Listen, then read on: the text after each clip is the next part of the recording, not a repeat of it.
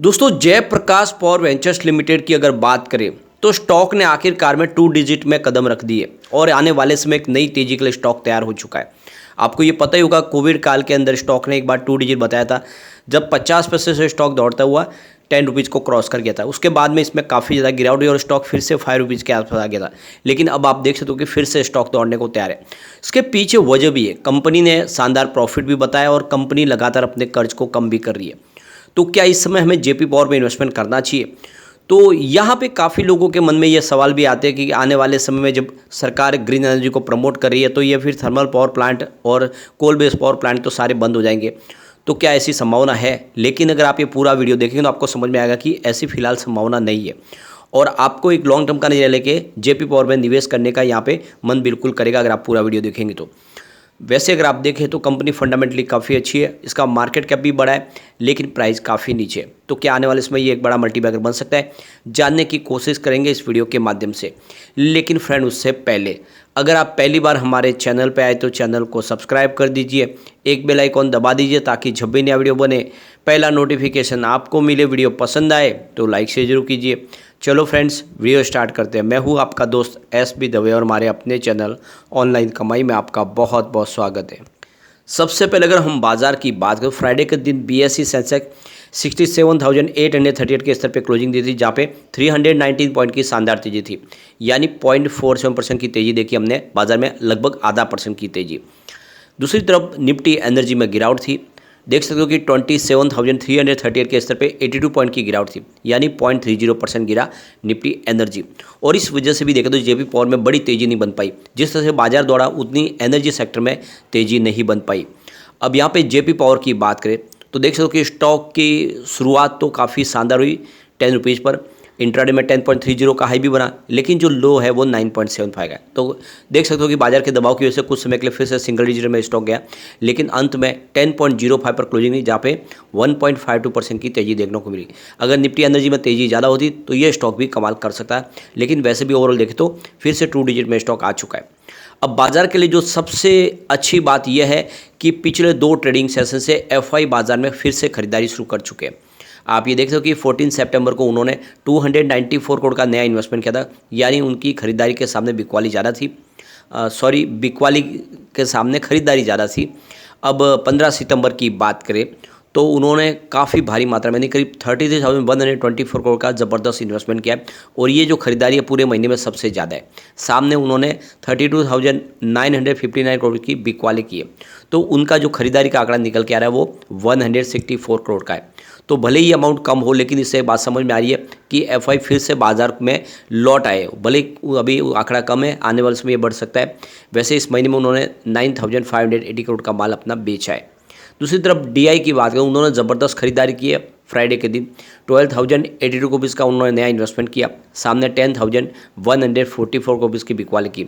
इस तरह से उनका जो खरीदारी का आंकड़ा निकल के आ रहा है 1,938 करोड़ का है और ये सब समझ सकते हो ये पिछले कई दिनों के बाद काफ़ी बड़ी अमाउंट है।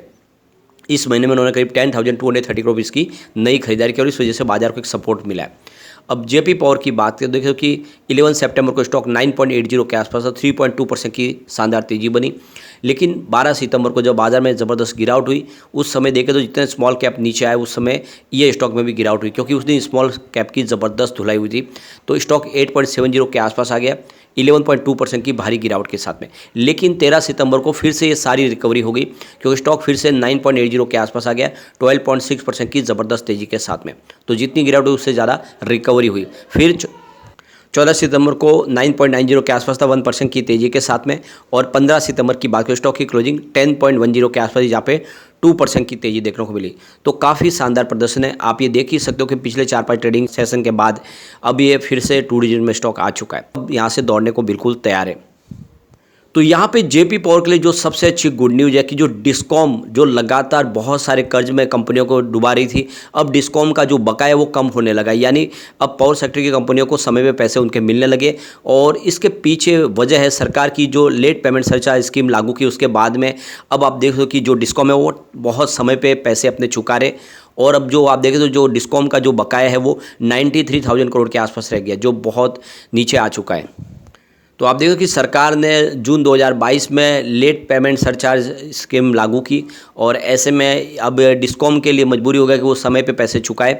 और आप देख सकते हो कि जो करीब 1.39 लाख करोड़ के आसपास का जो ड्यू था अलग अलग डिस्कॉम का, वो घट के 93,000 करोड़ के आसपास आ गया है और बहुत तेज़ी से ये कम हो रहा है। ऐसे में अब जो पावर सेक्टर जो बहुत सारी मुसीबत से घिरे हुए थे, उनको एक बड़ी राहत मिली है, क्योंकि उनका जो पुराना बकाया है वो समय पर मिलना शुरू हो चुका है और आने वाले इसमें और तेज़ी आएगी। तो अब आप देख सकते हो कि जो टोटल आउटस्टैंडिंग है वो 93,000 करोड़ के आसपास है और ये समझ सकते हो आने वाले समय इसमें और कमी आ जाएगी। ऐसे में पावर सेक्टर की company specially thermal power plant के लिए काफ़ी बड़ी राहत मिली है सरकार की इस नई पहल के साथ में। तो ये बहुत बड़ी राहत है पावर सेक्टर के लिए और स्पेशली थर्मल पावर प्लांट के लिए, जिनका कारोबार बहुत ज़्यादा लॉस में भी चल रहा है। अब आप समझ सकते हो कि सरकार की इस पहल के बाद जो पैसे उनके पुराने उनको मिलने शुरू हो गए, ऐसे में वो आराम से अपने कारोबार को आगे बढ़ा पाएंगे। और सरकार ने भी देखा तो जो उनकी पावर फाइनेंस कंपनियां उनको कहा है कि आप कर्ज दीजिए, चाहे डिस्कॉम हो या फिर जो पावर सेक्टर की कंपनियां जो पावर प्लांट है, उन सबको अगर कर्ज की जरूरत है तो उनको समय पर कर्ज दिए ताकि वो कारोबार कर पाए। अब यहाँ पे एक बड़ी गुड न्यूज और निकल के आ रही है। आप देखें तो जो पावर डिमांड है वो रिकॉर्ड हाई पे आ चुकी है और ऐसे में थर्मल पावर प्लांट बहुत तेज़ी से अपनी पूरी क्षमता से काम कर रहे हैं। तो यहाँ पे देखिए जो सितंबर का महीना है इसमें पावर डिमांड पिक पे है। आप देख सकते हो कि लगातार पावर डिमांड बढ़ रही है और इसको पूरा करने के लिए थर्मल बेस्ड पावर प्लांट जो भी है और वो पूरी क्षमता से अपना काम करे। तो आप देखें तो जो पिक डिमांड रही वो 240 गीगावाट के आसपास रही है 1 सितंबर को। इससे पहले देखें तो जो मैक्सिमम डिमांड थी वो 234 गीगावाट के आसपास थी 17 अगस्त को। तो ये तो क्लियरली समझ में आ रहा है कि जिस तरह से पावर डिमांड पूरी हो रही है उसको पूरा करने के लिए इस समय थर्मल पावर प्लांट बहुत तेज़ी से काम करे, कोल बेस्ड पावर प्लांट हो या फिर दूसरे भी जितने प्लांट हो। अब लास्ट ईयर के तुलना करें तो पिछले साल ये 223 गीगावाट तक पहुंचे थे। इस बार तो देख सकते हो कि इलेक्ट्रिसिटी कंजम्पशन और बढ़ा है और इसी वजह से डिमांड बढ़ी है। यहाँ पे आप देखते हो कि टोटल जो डिमांड है इस समय इलेक्ट्रिसिटी की उसको 70% जो पूरा करे वो थर्मल पावर प्लांट करे। तो सबसे बड़ा रोल उनका ही है और ऐसे में आप समझ सकते हो कि आने वाले समय जिस तरह से इलेक्ट्रिसिटी डिमांड बढ़ रही है उसको पूरा करेंगे तो थर्मल पावर प्लांट को अभी भी सरकार को जरूरी है कि उसके साथ लेके चले, न कि थर्मल पावर प्लांट को बंद करे, क्योंकि जितनी इलेक्ट्रिसिटी डिमांड बढ़ रही है उसको पूरा करने में सबसे बड़ा योगदान इस समय थर्मल पावर प्लांट का ही है। अब यहाँ पे एक और बड़ी अपडेट है जिसमें देखें तो कोरबा में बनेगा सबसे बड़ा super critical thermal power station और ये देख सकते हो कि छत्तीसगढ़ में एक बड़ा पावर स्टेशन बनेगा जिसकी जो क्षमता होगी 1320 मेगावाट की होगी और ये नया बनने जा रहा है। तो आप देखो कि अब जिस तरह से कहा जा रहा था कि आने वाले समय सरकार थर्मल पावर प्लांट को बंद करेगी, आने वाले सिर्फ ग्रीन एनर्जी को ही प्रमोट करेगी, ऐसी बात बिल्कुल नहीं है। एक बड़ा पावर स्टेशन बनने जा रहा है, ये थर्मल पावर प्लांट आधारित होगा। तो इससे एक बात तो क्लियरली समझ में आ रही है कि आने वाले समय भी इस सेक्टर में और बहुत सारी संभावना है। ऐसे में आप समझ सकते हो जेपी पावर में खरीदारी का बिल्कुल मौका है। तो यहाँ पे देखो कि 15 सितंबर की लेटेस्ट अपडेट अगर आप देखें तो जो जेपी पावर की क्लोजिंग है वो 10.10 के आसपास रही है। तो यहाँ पे जो मार्केट एक्सपर्ट है, एनालिस्ट है, वो इसमें स्ट्रॉन्ग बाय की कॉल दे रहे। लॉन्ग टर्म के लिए अगर आप इसमें खरीदारी करते हो तो आपको 6.87 का स्टॉप लॉस लगा के इसमें बने रहना है और अगर आप शॉर्ट टर्म बायर है तो आपको 7.18 का इसमें स्टॉप लॉस लगा देना है और इसमें बने रहे। तो ये जो बहुत कम समय में आपकी प्राइस यहाँ पे डबल होने की संभावना बन रही है। बाकी में स्टॉक अभी यहाँ पे दौड़ने को तैयार है और देख सकते हो कि कंपनी बहुत तेज़ी से अपनी सेहत को सुधार रही है और यहाँ पे जो रेटिंग है उसमें भी काफ़ी अच्छा इंप्रूवमेंट देखने को मिला है। मास्टर रेटिंग फिलहाल 5 स्टार में से 3 स्टार की रेटिंग है। ईपीएस स्ट्रेंथ इसकी वीक जरूर है, 5 स्टार में से मात्र 2 स्टार की रेटिंग है, लेकिन बायर डिमांड के मामले में कमाल कर दिया है। यहाँ पे 5 स्टार में से पूरी 5 स्टार की रेटिंग मिल रही है। इसकी प्राइस स्ट्रेंथ देखें तो आपको 5 स्टार में से 4 स्टार की रेटिंग दिखाई देगी और ग्रुप रैंक के मामले में 5 स्टार में से 3 स्टार की रेटिंग है। ओवरऑल इसकी रेटिंग बहुत अच्छी है, जो इशारा करिए कि आप एक लॉन्ग टर्म के लिए निवेश करें, यह आने वाले समय आपको मालामाल कर देगा। लेकिन फ्रेंड, कोई भी इन्वेस्टमेंट करने से पहले अपने फाइनेंशियल एडवाइजर से बारे में ले ले या अपना खुद का रिसर्च करें, क्योंकि मैंने वीडियो आपके एजुकेशनल पर्पज़ के लिए ही बनाया। वीडियो पसंद आए तो लाइक से जरूर कीजिए और चैनल को सब्सक्राइब कर दीजिए। Thank you.